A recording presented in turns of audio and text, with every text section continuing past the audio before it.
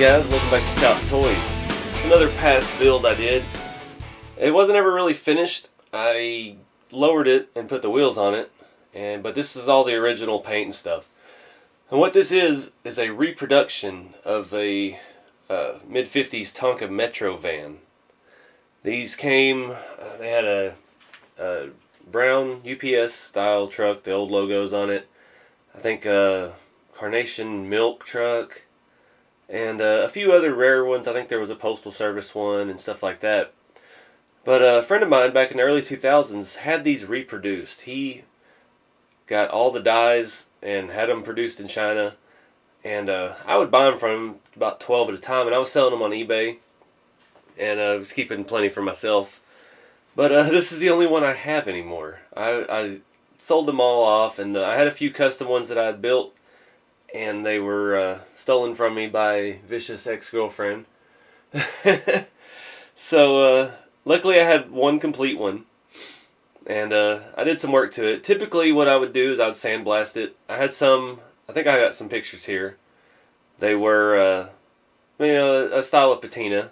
I had the one with the two-tone. What else did I have? But they were from K&J Classics. And they're hard to find. You find them on eBay every now and then.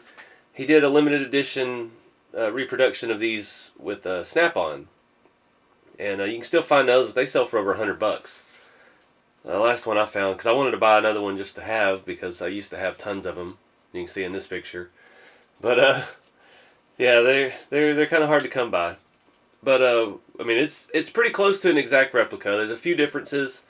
The doors on the rear and the door on the side open. It's a little, there it is.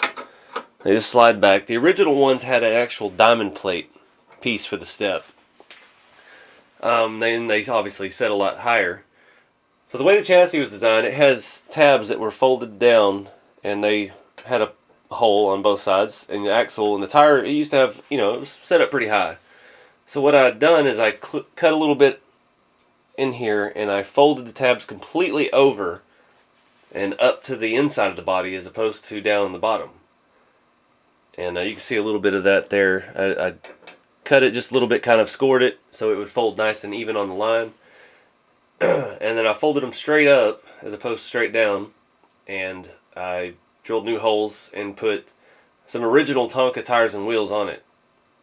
And they're old, crusty, rusted, smooth center caps and some yellowed white walls. Really cool look. But yeah, this thing, it does roll just barely. It scrapes the ground pretty good. But yeah, it's got like the metal door handles. In the front here, we've got metal headlights and a metal bumper that's riveted on. These never had any windows, never had any interior. In the back here, we've got double doors that actually open. They're on metal pin hinges. Now you can get a little bit better look of the how I lowered it. It's not perfect, but these old toys, it's all heavy steel, so you can bend it around and do what you want with it. You just got to be careful not to break those off.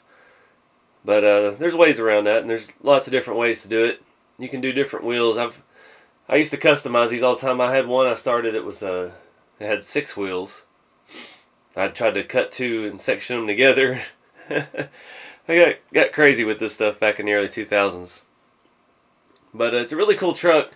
I think I'm going to paint this one eventually. I'm not sure yet what I'm going to do.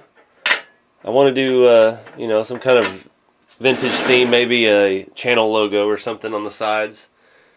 But they're really, really cool trucks. And if you find one original, don't hack it up, please.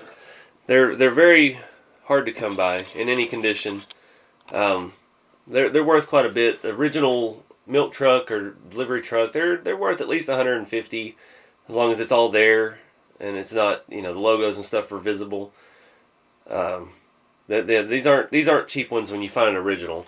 But these K&J Classic reproductions, I think I was selling them for $55 or $60 a piece, which at the time, it was almost 20 years ago.